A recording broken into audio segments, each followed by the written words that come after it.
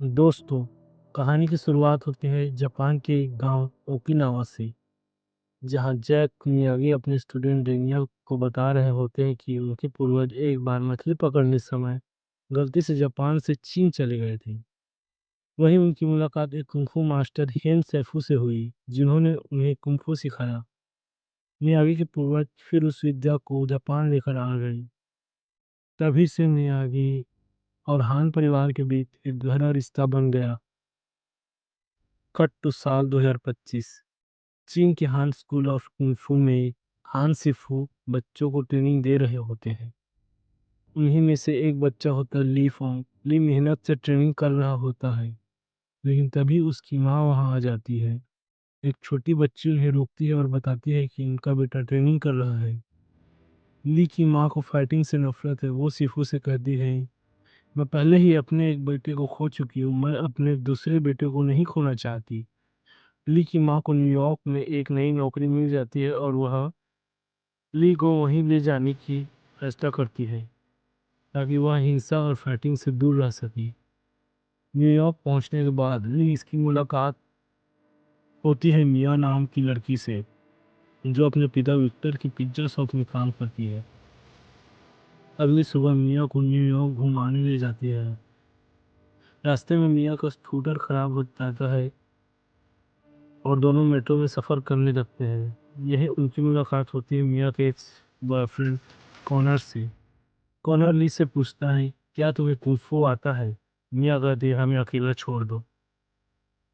लेकिन कॉनर ली पर हमला कर देता है। मिया किसी तरह ली को कैफे में ले जाती है, जहां विक्टर उसकी चोटों का इलाज करता है, ताकि उसकी माँ को कुछ पता न चले। यही हमें पता चलता है कि विक्टर खुद एक बॉक्सर रह चुका है, जो इस समय शहर के सबसे अच्छे फाइटर्स में से एक था। अगली सुबह ली की माँ को उसकी चोटों के बारे में पता चल जाता है। वह नाराज होकर उसे पढ़ाई पर ध्यान देने की सलाह देती है और एक होशियार लड़के एलन से मिलवाती है, जो उसे पढ़ाई में मदद कर सके। रात को कॉनर फिर से ली को छेड़ता है। दोनों के बीच लड़ाई शुरू हो जाती है। ली अपने भाई से सीखी हुई ड्रैगन किक मारता है, लेकिन कॉनर ज्यादा ताकतवर साबित होता है और सबके सामने ली को हरा देता है।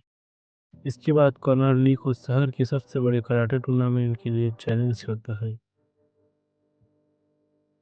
ली शुरुआत में इस टूर्नामेंट को नज़रअंदाज कर देता है। एक शाम मिया का स्कूटर फिर से खराब हो जाता है और कुछ गुंडे विक्टर को मारने आ जाते हैं, क्योंकि विक्टर ने उन लोगों से पैसे लिए थे। ली यह सब देख कर विक्टर से पूछता है, क्या आप मुझे कुंग फू सिखा सकते हैं? विक्टर शुरुआत में हिचकिचाता है, लेकिन फिर मान जाता है। वह पिज्जा शॉप में कुंग फू की ट्रेनिंग लेने लगता है। ली भी कैफे में काम करने लगता है और दोनों एक टीम बनकर ट्रेनिंग करते हैं। ट्रेनिंग के दौरान ली को अपने भाई की याद आती है।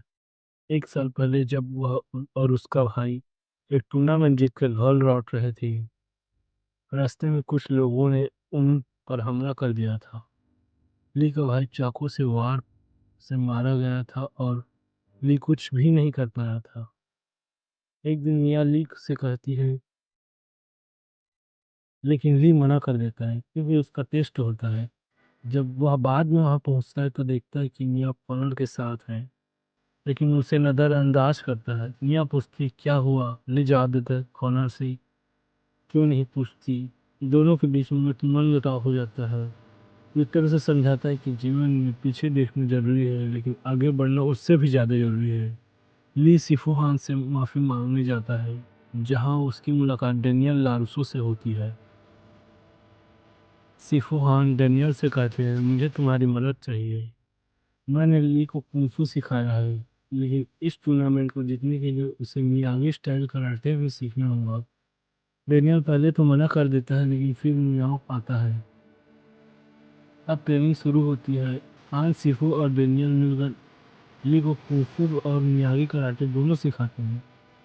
एलन उसे एक छत के गार्डन में ट्रेनिंग करने के लिए जगह देता है। ट्रेनिंग के दौरान ली विक्टर और डेनियल की मदद से एक नई चाल सीखता है, ड्रैगन की फेंट। दूसरी ओर कॉनर भी बड़ी मेहनत कर रहा होता है। फाइनल टूर्नामेंट के दिन आता है। पूरे न्यूयॉर्क के लोग वहाँ इकट्ठा होते हैं। मिया भी ली को सपोर्ट करने आती है।